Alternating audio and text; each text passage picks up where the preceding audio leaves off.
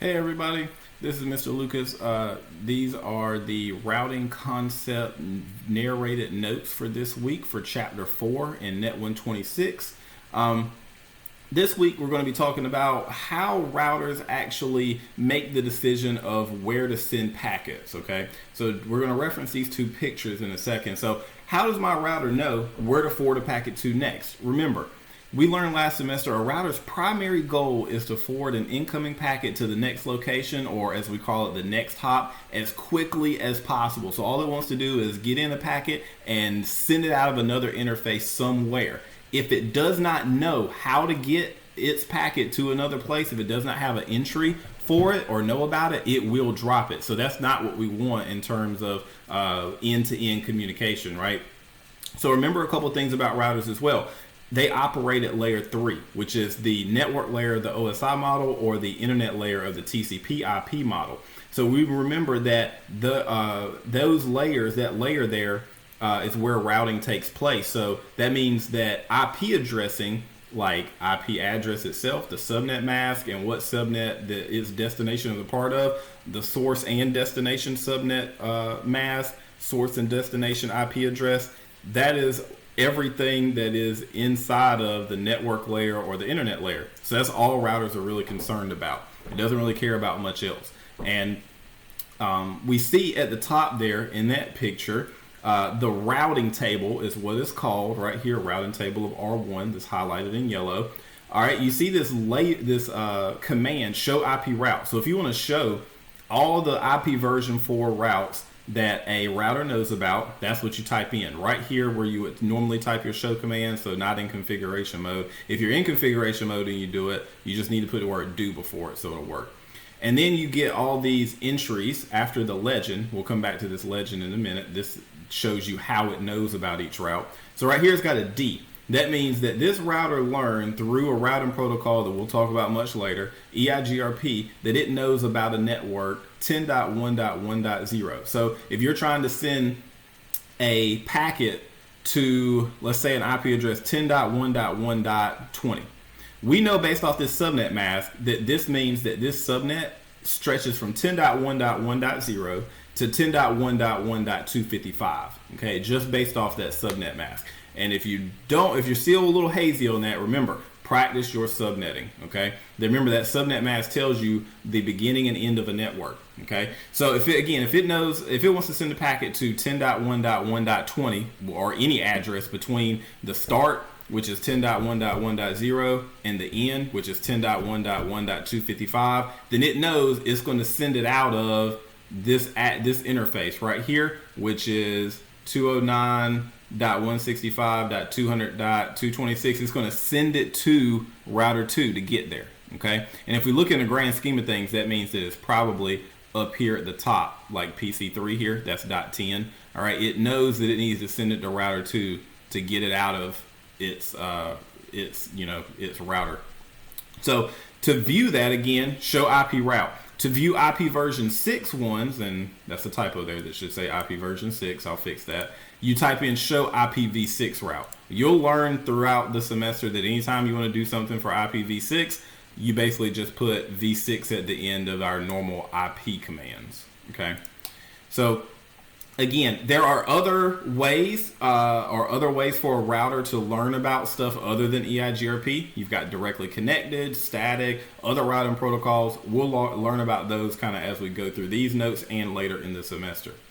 All right. Now, in the screenshot above, too, over to the right, we've got the remote network entry identifiers. Okay. You can kind of see the specific way you're supposed to read this line, okay? Again, we talked about how it learned about it. This is the destination. So if a packet comes across with a destination address that falls in this subnet, okay, again, like PC3 up here, so that'd be 10.1.1.10 even, all right? It shows you its administrative distance. The lower this number, the better, okay? So it basically judges the trustworthiness or the preferability of the route. The lower the better. It's kind of like golf, okay? So that's what that number represents. For EIGRP, it is 90. It is different for different methods of learning that route. The next one is the metric. We'll talk about that as we talk about different routing protocols and stuff and ways that metrics that it uses to calculate a route. All right, it identifies what is the next hop. So here, router 2 would be the next hop here, the 200.26 IP address. So it knows to send it there to get to anything on this network up here. Okay. And then, of course, it identifies the amount of elapsed time since the network was discovered. That could be, pretty large, or if it just learned about it. And then it identifies the outgoing interface on the router to reach it. So what interface do I need to send it out of? Well, R1, you need to send it out of S000 to reach 209.165.200.226, which is on router 2. Okay, so that's kind of how we read them. There will be multiple lines, though, in a normal routing table because you'll have, a lot of different destinations there. Okay, now here we talk about how we actually configure a directly connected gigabit Ethernet interface, or even a fast Ethernet one. So we've done this before. We go into interface G00 or FA00, any normal in-device type interface like a fast Ethernet or a gigabit Ethernet. We can set a description with the description, whatever you want it to be command, and they're listed down here as well. Just remember anything that's in italics here, you want to change. So like here, interface G, you need to put a number here like 0/0 or 0/1. Description doesn't have to be no spaces here. You can put spaces, you can put a whole sentence if you want to. IP address, IP add or IP address or IP add if you want to shorten it up. And then the number for the IP address, like 192.168.10.1, and then the subnet mask after you type a space, which is 255.255.255.0, for example. And then no shutdown is pretty universal, or no shut. That turns on the interface. We got to do that still. Okay. For serial interfaces, okay, we need to go about that a little bit differently. So we got interface serial 000 here, okay? So again, you would change that depending on if it was S000, 001, 010, 011. There's sometimes 3 numbers here, 2 numbers. You just need to really pay attention to that. You can set a description just as before. You set an IP address just as before with the subnet mask included. But here you got something special. With serial connections that usually connect a router to a router, you've got one end that's a DC end, E end. So D is in dog, C is in cat, E is in Eric, DCE. And then you've got a DTE end. Okay, so D is in dog, T is in truck, E is in Eric. Okay, and the DCE end needs a clock rate. So the DCE in, and in packet tracer, it'll be actually like a little clock over the serial cable. You want to plug that in into R1 here for this case, and R2 gets the DTE. So on R1, I actually have to set a clock rate.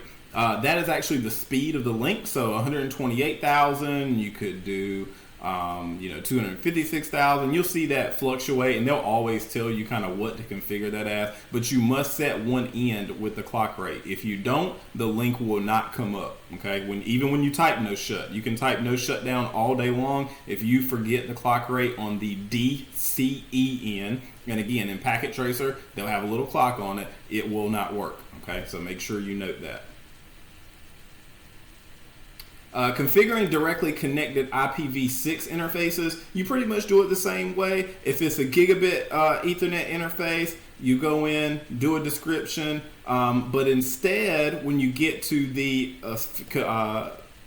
configuring the actual interface, you would do IPv6 address, just like and you'll practice that in a lab assignment as well, and we've got a video for that. And then you put the IPv6 address. Remember, IPv6 addresses are separated by colons. They're 128 bits long, and you've got a / and then the subnet mask is in / notation right up on the address. Okay. Remember, we have condensing rules here, so you'll see like double colons. You'll see letters because they're hexadecimal, so you can include numbers 0 through 9, letters A through F. So make sure you really look at that as you are typing it in. Okay. Sometimes zeros look like the letter O, but remember, O's cannot be in there, only zeros, because it's just letters A through F. And then no shutdown, okay, and it'll come on. If this was a serial interface, you would do it just as you did before, setting a clock rate on the DCEN, just making sure you put the IPv6 address command. Now, before you even get there, there is one command I would like to point out to you, is the IPv6 unicast-routing command in configuration mode. You do want to do that first, because once you go set an IPv6 address, it's going to tell you that IPv6 routing has not been enabled sometimes. So this command would be what it's talking about, or you can just do it first just to make sure it's on. Okay, the IPv6 unicast routing, that enables IPv6 to run on the router. Now, as we talked about these routers, learning all these different routes when you look in the show IP routing table, there's kind of three different main ways that a route can be learned, okay? Routers know about paths or routes to different destinations, but remember, if it's directly connected, that is one way. But if it is not directly connected, meaning if it is, like for instance, up here, okay, router 1 knows about router 2. But it does not know about this other stuff that is connected to router 2, okay? It only knows about stuff that's either directly plugged in, okay? And that's it. So it only knows about stuff that's directly plugged in, okay? For it to know about stuff that's more than one hop away, all right, meaning not this subnet up here, not this, or not router 2, if it wants to get to PC3, we got to do something special. So if it is more than one hop away, we have to make sure to enter in something special for it. And for each route that it learns about in different methods, it assigns an administrative distance. The lower the number or the administrative distance, the better, the more preferable or desirable it sees that path or that route, meaning it will take that route if there are multiple paths to the same destination. Sometimes that happens. You'll have multiple paths for redundancy purposes. So if one link goes down, another one will kick in, and we'll look at that later. But again, the lower the administrative distance, the more favorable the route that the router looks at it as. So here we've got directly connected. So with a directly connected route, that means it is physically plugged into another device. So up here, router 1 is physically plugged into R2. Router 1 is physically plugged into G00. Okay, so it knows about those networks. Okay, so because of that, it enters a C on the line or the entry of that line in that routing table. So if it knows about a network and it was directly connected, it'll put a C at the front of the line. That has an administrative distance of 0. That's the most desirable because, again, your router thinks, oh, well, it's directly connected. I don't have to do much calculation. Now, static routes are another way. If it's more than one hop away, it's not directly plugged in. We can go in as a network administrator and use this command IP route. We'll talk about that more in detail later in the semester. But doing that is very tedious, okay? Very time consuming because you have to enter in a manual route to every single location. So for instance, in R1 here, I don't know about this network up here or this network down here. That would make me physically type in a route to those networks. So I got to enter in 2 routes on R1 for it to know about those. Problem with that also is if one of those routes goes down, there's no way for it to automatically pick up and choose a different route. So unfortunately, it's very time intensive in terms of managing it as well. So if a route is learned by if a route is entered in through static routing, it is assigned an administrative distance of 1, which is just above directly connected because the router thinks, hey, if an administrator took time to enter this in, it must be really, really important. So I might want to use that one. Okay. Then lastly, with dynamic routing, static routes are very tedious. So the best thing we can do really is to share routes between routers on their own automatically. So the 3 main routing protocols we'll learn later this semester are RIP, OSPF, and EIGRP. Each one has their pros and cons, shortcomings, and good things about it. But if a router learns about a device from RIP, it will actually place an R on that line or entry of the routing table at the beginning. and RIP has an administrative distance of 120. If a router learns about a device from OSPF, it'll place a O at the beginning of the line, and that has an administrative distance of 110 for OSPF. If a router learns about a device from EIGRP, it will place a D on the line or entry of the routing table, and an EIGRP route has an administrative distance of 90. Now, I know you're thinking, how did we go from RIP with R, S for static, C for directly connected, and O for OSPF? A D for EIGRP makes no sense. Well, a earlier developed routing protocol actually had E, so they had to choose another letter. So they ended up choosing D. Those are kind of the three main dynamic routing protocols that we'll learn about. And again, that is like, for instance, R1 is going to share all of its directly connected networks with R2, and vice versa. R2 is going to share it with R1, and there'll pretty much be a sharing of and converging of routing tables so that you can create like a master list, right, from other routers. The only downside here is you must participate in the same routing protocol. So if R1's in RIP and R2's in OSPF, it's not going to work. You got to have them both in the same routing protocol. All right, so we're going to look at all of that in more depth over the next several chapters. But in this, the lab assignments for this chapter, we will review.